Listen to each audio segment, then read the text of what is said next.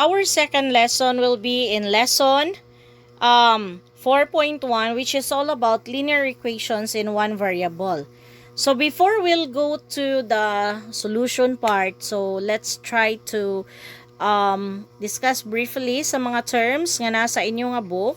So you can refer to page, what page is this?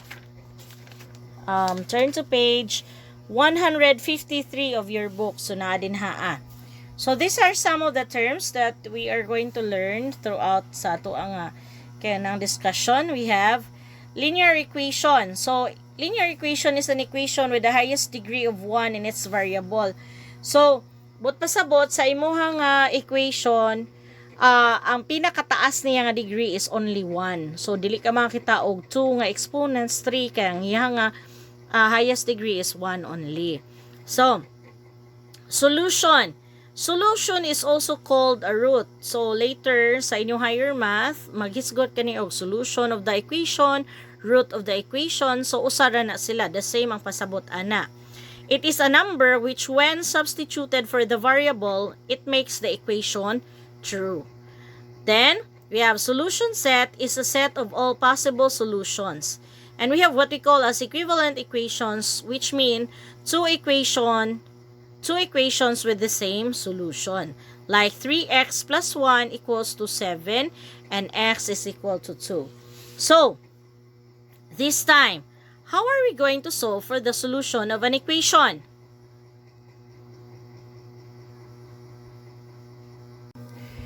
Now in our first example, in finding the solution or the root of our linear equation in one variable, we have this.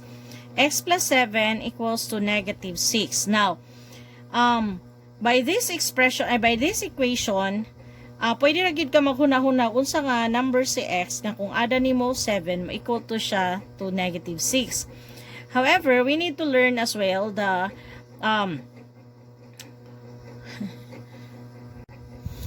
Now, for our first example in finding the solution of a linear equation in one variable, we have x plus 7 equals to negative 6.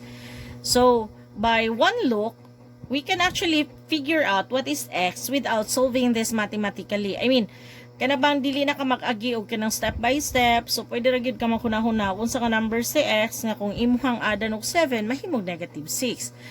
However, we have to learn or we need to understand that we have to learn to do it mathematically nga kaya na ang parang ma-apply nato to every equation that we have to encounter, so of any form no nga equation. Now to do it, kindly refer to page 154 of your book na tadihay equality properties. So in like this nga mga equation, atong kinahanglan natong mapangita og unsay value ni x, right? So what we are going to do is to isolate x, meaning x lang mahibilin diri nga side sa left side. Now to do that, we are going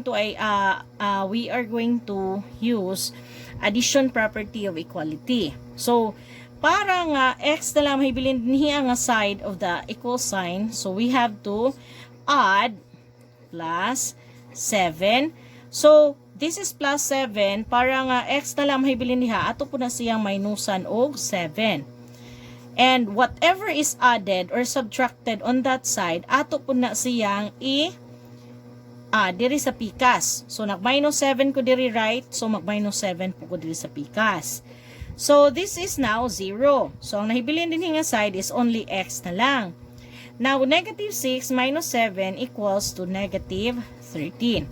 So mao na ni siya ang atong gitawag og root or solution. Now para ma-check, to ensure nga ato ang answer is correct, we are now going to check our answer. So to check, write the given. So x plus 7 equals to negative 6. Then unsa ang imuhang value diri sa x, imo iilis or i-substitute mo sa x diri sa ubos. So negative 13 plus 7 equals to negative 6. Now, adding different sign, mag-subtract ta. So, negative 13 plus 7 will be 13 minus 7 is 6. And ang sign sa dako nga number is negative, so that is equal to negative 6. When ang ato ang gi-check is equal, kay equation man na, dapat equal ang pikas o pikas. Equal sila, that means our answer is correct. So that would be all for this week. So mo tong duha ka lesson. I hope that maka-learn mo adto gikan sa mga video discussion. And if ever nga maglibog mo still, pwede niyo balik-balik ko ng tanang video, or you can ask me personally through our messenger and even sa akong contact number. So that would be all. Thank you for watching this video lesson. Have fun doing our activities. For our second problem, we have for our second equation, we have 3x is equal to 15. So, if nakabantay mo, ganina, we have plus man to no. This time, we have a coefficient nga, or factor to x, which is 3. So, numerical coefficient. So, in order for us, nga ang mabilin lang nato dinhi, so ang atong goal nga x na lang mahibilin din dapita, we have to use multiplication property of equality. So, meaning, atuan ni siyang i-eliminate to become 1. So, by this, we are going to multiply kada side sa ato equation og 1/3. Or, to put it simply, pwede na to i-divide. Unsa na imuhang coefficient diha, sumaw po na imong i-divide diri para mahimong 1. And whatever is being multiplied on this side, or gi-divide mo dinhaa, mo po na dinhaa sa pikas. So, 3 divided by 3 is now 1. So, what is left is x, right? 1x. Or x na lang. Then, 15 divided by 3 is 5. Now, we'll check if our answer is correct. Write the original nga given, which is 3x is equal to 15. So, 3, multiplication man na, alis na nato siya sa atuang solution, which is 5. So, 3 times 5 equals to 15. Then, 15 equals to 15. Kani siya nag-prove nga ang atong answer is correct.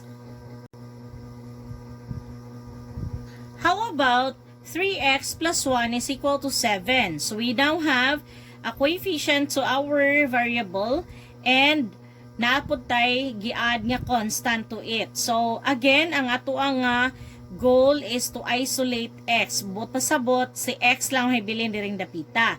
So, to do that, we'll apply addition property of equality and multiplication property of equality. Other teacher uses the word transposition or transpo nato para nga kaya na ang makagamit ang shortcut or dali kanang mas easier nga way. Now, magamit ang shortcut, but I want to correct that nga na ang kada siya dili transposition ang atong gigamit, but addition property of equality and multiplication property of equality. So, it will be like this. So, para nga x na lang mahibilin din ha, we are going to, diba si plus 1, atong minusan og 1. Whatever is being added sa pikas side, maupo na sa pikas. So, minus 1. So, kana siya, now 0, so mahibilin is x, equals to 7 minus 1 is 6. Para nga x lang mahibilin, we use multiplication property of equality, which is, ato i-divide ni 3. Kung unsa iyang pares mo po na ito i-divide in ha, divided by 3, so our x is equal to 2. So that is our solution. So to check, so we'll use the original nga equation, 3x plus 1 equals to 7. So, 3 times x na to is 2 plus 1 equals to 7. 3 times 2 is 6 plus 1 equals to 7. 7 is equal to 7. Okay. Now, for our third example, we have 3x minus 6 equals 5x minus 4. So, by this time, medyo taas na kayo pag ato pa itong i-detalye itong kaya na ang ato ang addition property o multiplication property, no, nga pag-add o divide, no. So, this time, it will be like this. So, kindly observe na lang sa paghimo. So, on this side, atong itapok tanan nga naay variable nga x. So, 3x, just write it. Si 5x, gikan man ni siya dinhi nga side. Kung ato na si siya nga ato sa pikas, mahimo na siya nga minus 5x. Kung positive na siya din ha, mahimo na siyang negative since using the addition property, ato na siyang minusan no 5x. Basta kung positive siya diri sa pikas, mahimo na siyang negative. Dayon, ang tanan nga constant dito sa pikas. So, si negative 4 write as is, kaya wala man na siya malabtan. Tapos, si negative 6, mahimo na siya nga positive 6. Okay? Again, dili na siya transposition, but addition property of equality and multiplication property of equality. So, that would be 3 minus 5 is negative 2x equals to 2. So, divide this by negative 2. Para x na lang may bilin, this is also divided by negative 2, then x is equal to negative 1. That is our solution. So, to check, that will be 3x minus 6 equals to 5x minus 4. Tanan nga x, alid-an na to negative 1. So, this will be 3 times negative 1 minus 6 equals to 5 times negative 1 minus 4. So, negative 3 minus 6 equals to negative 5 minus 4. Therefore, this is negative 9 equals to negative 9. So, last example will be 3 times x minus 2 plus 1 equals 2x plus 5. So, if our equation is naay parentheses, so atong unang buhaton is to remove the parentheses by using the distributive property. Ato i-multiply si 3 sa tanan nga nga terms inside the parentheses. So, 3 times x is 3x. 3 times negative 2, that would be minus 6 plus 1 equals to 2x plus 5. Now, tanan nga na x, atong itapok diri nga side, tanan nga constant dito sa pika side. So, that would be 3x. So, positive man si 2x, by using addition property sa pikas, mahimo na siya nga minus 2x equals to 5. As is lang ang 5 ha. Si negative 6, sa pikas side, mahimo na plus 6. Si positive 1, mahimong minus 1. So, 3 minus 2 is 1 or 1x or x na lang. Dayon, 5 plus 6 is 11 minus 1 is 10. So, we'll check our answer using the given. So, kana siya ito isuwat. So, 3 times x minus 2 plus 1 equals 2x plus 5. So, 3 times, ang x, alis na to 10. Minus 2 plus 1 equals 2 times 10 plus 5. So, 10 minus 2 is 8 times 3, that would be 24 plus 1 equals to 2 times 10 is 20 plus 5. So, that will be 25 equals to 25. Therefore, our answer is correct.